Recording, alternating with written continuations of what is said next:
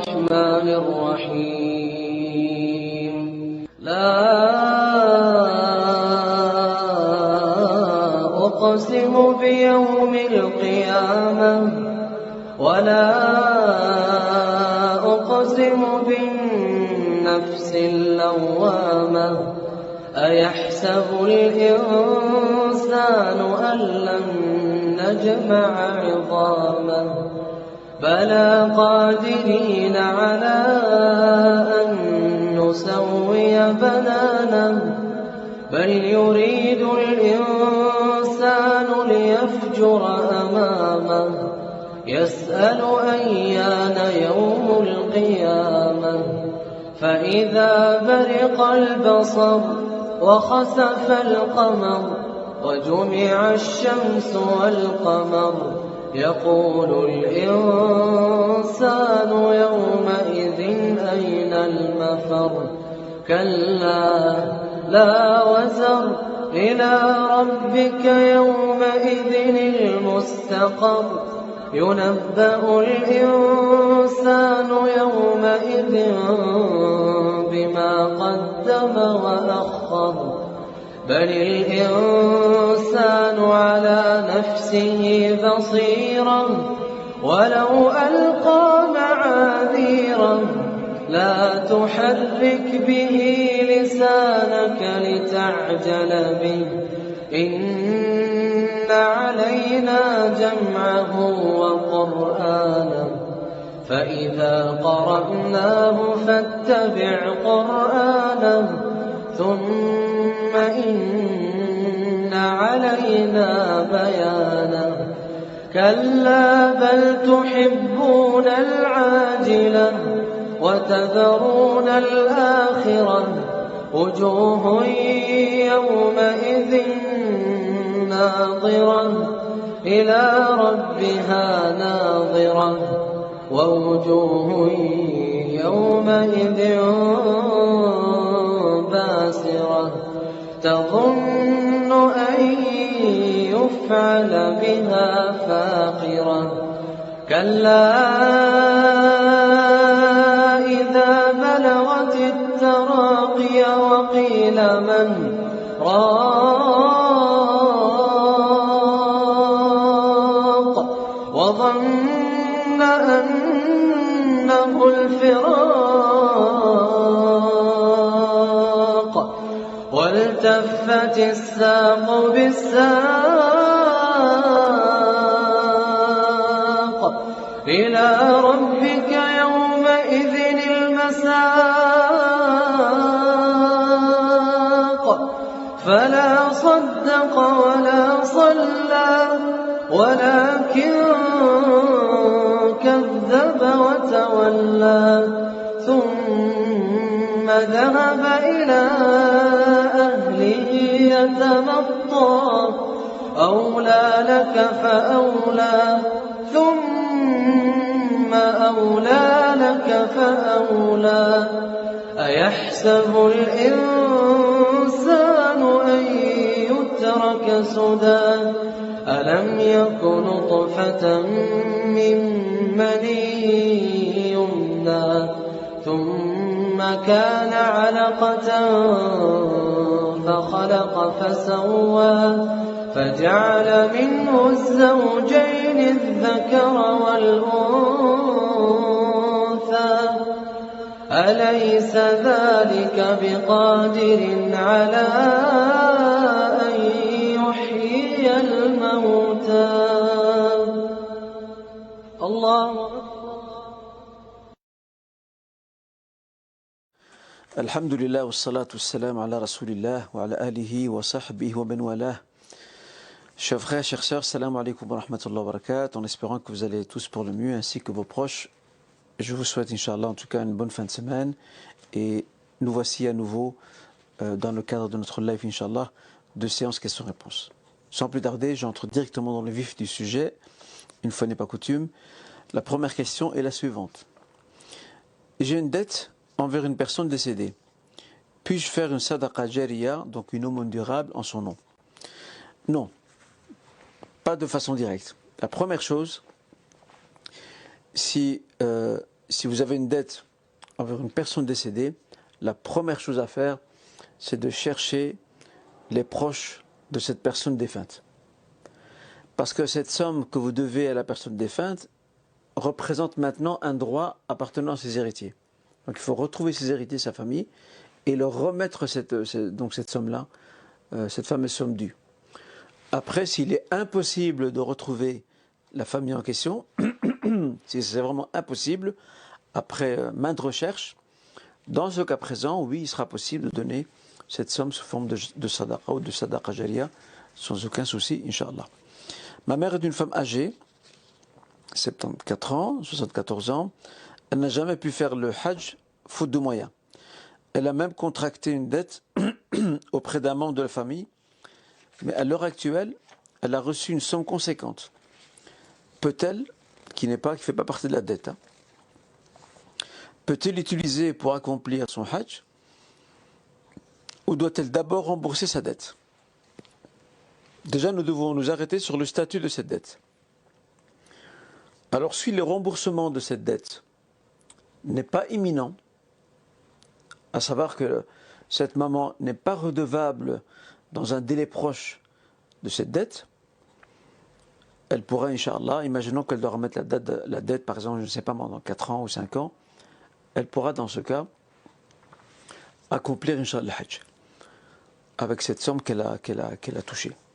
En revanche, si la dette est imminente, elle se doit de prendre les précautions nécessaires pour pouvoir régler cette dette dont elle est redevable.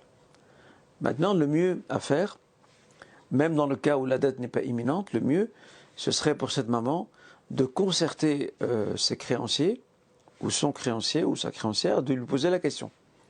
Il dit voilà, je compte aller faire le hajj, est-ce que cela ne te dérange pas que je puisse y aller avec cette somme que normalement je suis censé te rembourser?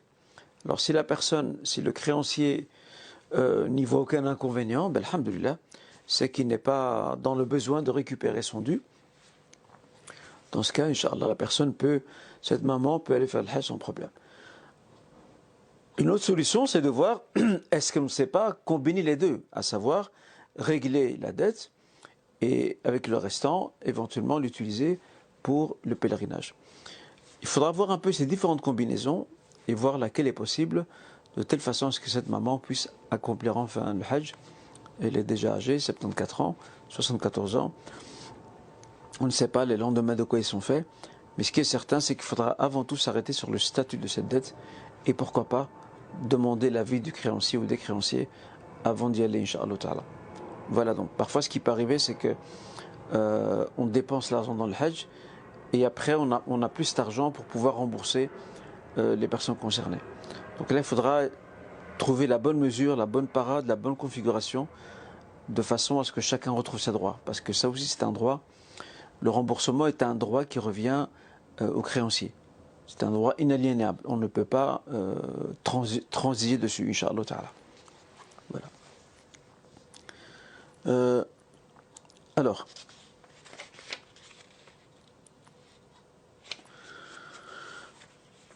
j'ai un chat, mais il se fait qu'il a bu dans un récipient d'eau que j'avais préparé pour les ablutions.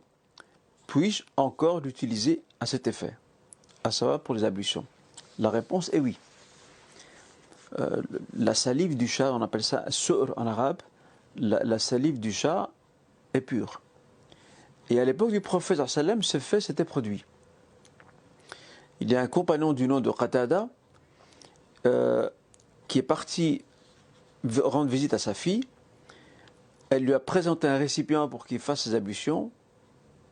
Mais avant qu'il n'engage ou qu'il n'entreprenne de faire ses ablutions, un chat, le chat en tout cas domestique de la maison, est venu boire dans cette eau. Et qu'a fait ce compagnon Qatada? Il a quand même fait ses ablutions. Sa fille, étonnée, lui a posé la question et ce compagnon lui a répondu qu'il avait déjà posé la question au prophète sallam, qui lui avait répondu que les chats sont des visiteurs auprès de chez vous. Ce qui signifie que indirectement, de façon, on va dire implicite, le prophète veut indiquer par là qu'il n'y a aucun problème. Ce n'est pas parce que le chat a bu dans cette eau que l'eau est devenue impure. Donc l'eau peut encore être utilisée pour les ablutions. On sait très bien que le chat est un animal, masha'Allah, très très propre et qui fait beaucoup attention à sa propre hygiène. Voilà. Dans le passé, j'ai volé des sommes appartenant à des amis, à leur insu. Je me suis entre-temps repenti et j'ai beaucoup regretté ce geste. Puis-je leur faire don de ce que je leur avais pris, sans leur dire qu'il s'agissait initialement de sommes que je leur avais volées? La réponse est oui.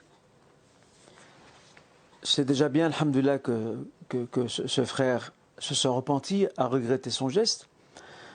C'est vrai que vu que ce sont des amis et qu'il doit normalement leur redonner, leur restituer leur dû, il est vrai que s'ils apprennent effectivement que ces sommes qu'il est en train de leur donner, c'était des sommes volées auparavant, effectivement le lien fraternel risque de se briser, la confiance risque de voler en éclats. Et surtout que ce frère-là semble s'être inscrit sur la voie du regret profond et du repentir. Dans ce cas, il n'y a aucun problème, il peut couvrir sa faute, sachant, Inch'Allah, qu'Allah Azzawajal lui aura, Inch'Allah, pardonné, et à ce moment-là, leur donner, leur faire un don éventuellement, sans pour autant leur indiquer qu'il s'agit d'un remboursement d'une somme volée auparavant, sans aucun souci, Inch'Allah, pour préserver cette fraternité. J'ai prié en ayant les épaules découvertes. Je ne savais pas qu'on ne pouvait pas le faire. Qu'en est-il de mes prières? Dois-je les recommencer? Non, il ne faut pas recommencer prière. Effectivement, le prophète sallam nous a demandé, dans un hadith, il nous a demandé de ne pas prier en n'ayant rien sur les épaules. Que l'un d'entre vous ne prie pas en n'ayant rien sur ses épaules. Alors les savants, les juristes de l'islam classent ce propos prophétique dans les actes déconseillés de la prière. D'accord? Dans les actes déconseillés de la prière. Et vu qu'il s'agit d'actes déconseillés, il n'invalide pas pour autant la prière. La prière reste valide, mais ce frère doit faire attention à l'avenir de ne plus prier en ayant les épaules, Inch'Allah, découvertes. Concernant le sermon de vendredi, quelqu'un m'a dit que l'on ne pouvait pas, entre les deux parties du sermon, prendre la parole, comme c'est le cas pour un traducteur. Est-ce vrai? Le prophète sallam nous a demandé que lorsque l'imam est sur le mimbar, il nous a demandé à ce qu'il y ait un silence, de manière à écouter l'orateur. Même le tapis, on ne peut pas jouer avec. Il y a des gens qui jouent avec leurs doigts, ils jouent avec le tapis. Ça aussi, on ne peut pas faire. Il faut se concentrer sur le sermon de l'imam. Parce que celui qui se distrait par autre chose peut voir le mérite de sa prière de vendredi annulé. C'est comme s'il n'avait pas pris de Jumu'ah. Maintenant, qu'en est-il des traductions? Vu qu'on ne peut pas parler pendant le sermon, et là je vais apporter une précision après sur ce point, qu'en est-il de ces traductions qui se déroulent entre les deux parties du sermon? La traduction aujourd'hui est une nécessité, parce qu'elle permet à l'imam, surtout s'il n'a pas la langue du pays, elle lui permet de faire parvenir le message. Et vu qu'il s'agit d'une nécessité, la nécessité fait exception. Et pour cette raison, le traducteur qui se lève entre les deux parties du sermon pour traduire et pour produire un résumé dans la langue du pays de ce qu'a dit l'imam, ça ne pose aucun problème, ça ne fait pas partie des actes ou des situations qui annulent le mérite du vendredi. Je précise un point. Lorsque le prophète sallam nous donne d'observer le silence, l'insat, il y a une seule exception, si nous devons par exemple interpeller l'imam. À l'époque du prophète sallam, ça s'est fait. À l'époque du prophète sallam, ça s'est fait. On a le cas de ce bédouin qui est entré dans la mosquée pendant que le prophète sallam était en plein sermon et qui a imploré le messager sallam d'invoquer Dieu en faveur des gens de son village, de sa région, parce que la pluie n'était pas tombée, il y avait sécheresse. Et là, le prophète a levé ses mains, invoqué, et il a plu pendant une semaine. Il est revenu la semaine suivante, le vendredi de la semaine suivante, pour demander au prophète sallam, c'est assez anecdotique, pour demander au prophète sallam d'invoquer Dieu pour que la pluie s'arrête. Pourquoi? Parce que la pluie est tombée tellement en abondance qu'elle a fait des ravages dans les champs. Donc là, le prophète sallam ne lui a fait aucun reproche, parce qu'il a interpellé directement le prophète sallam. Le silence auquel fait référence le prophète sallam et l'interdiction de parler pendant le Jumu'ah, c'est lorsque on se distrait du sermon. C'est lorsqu'on se distrait du sermon, voilà, on parle avec son voisin, c'est de cela qu'il s'agit. C'est ça qui annule le mérite du vendredi. Mais si on doit interpeller l'imam, ou peut-être avertir quelqu'un, par exemple, de faire attention, parce qu'il va peut-être trébucher et tomber, là on peut le faire, parce que là c'est une nécessité. D'accord? On n'est pas en train de se distraire. Voilà. Faire attention à ces cas d'exception, sinon le principe général c'est qu'on observe le silence pendant que l'imam parle, sous risque de perdre le mérite de cette prière de vendredi, Inch'Allah. Très très bien. Je travaille en tant qu'encodeur de données informatiques pour une société qui vend du matériel et des appareils pour des restaurants, des hôpitaux et des hôtels. Seulement, qu'est-ce qu'il dit ici, le frère? Il dit seulement certaines données encodées posent problème sur le plan religieux et éthique. Puis-je continuer à travailler là-bas? Je suis tenté de changer de boulot. Alors, il faut savoir ici, et ce sera Inch'Allah notre dernière question, il faut savoir ici que ce frère-là n'est pas concerné par ce qu'a fait la société. Le plus important, c'est de voir la nature du travail initial de ces sociétés. Alors, si la nature du travail initial de la société est un travail licite, donc ici, c'est la vente d'appareils, donc on n'est pas dans la vente d'alcool ou de matières illicites, donc là, il n'y a aucun problème. Alors, si en marge de cela, de cette vente licite, la société a peut-être certaines transactions qui ne sont pas très éthiques et que lui, il est amené à les encoder, eh bien, la responsabilité incombe à ceux qui ont engagé ces transactions et pas à l'encodeur. L'encodeur ne fait qu'entrer des données. D'accord? Donc il faut regarder la nature du travail fourni par la société. La nature du travail initial. C'est là-dessus qu'il faut intervenir. Et si à côté de cela, il y a quelques éléments qui posent problème et que lui, il encode, il n'est pas responsable. Pourquoi? Parce qu'il n'est pas intervenu directement dans ce processus, dans cette transaction. C'est pour ça que lorsqu'il nous est défendu de prêter main forte à la promotion d'une chose qui est considérée par l'islam comme étant de l'ordre du vice ou contraire à la vertu et à la moralité, ou licite tout simplement, ça c'est dans le cas où nous on intervient directement, où on soutient de façon préméditée. Or ici, le frère qui est encodeur, lui, il ne soutient personne, il ne soutient pas la société. La société, ce qu'elle a fait, elle l'a déjà fait. Ce sont des choses qu'elle a déjà contractées. Lui, il ne fait qu'encoder.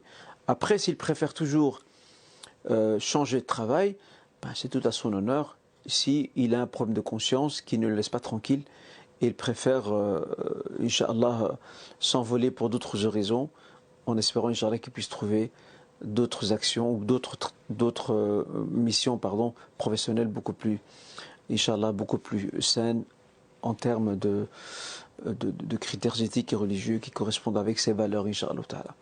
Voilà donc, chers frères et sœurs, ce que je tenais à dire par rapport à ces questions d'aujourd'hui, en espérant, Inch'Allah, qu'elles ont été profitables.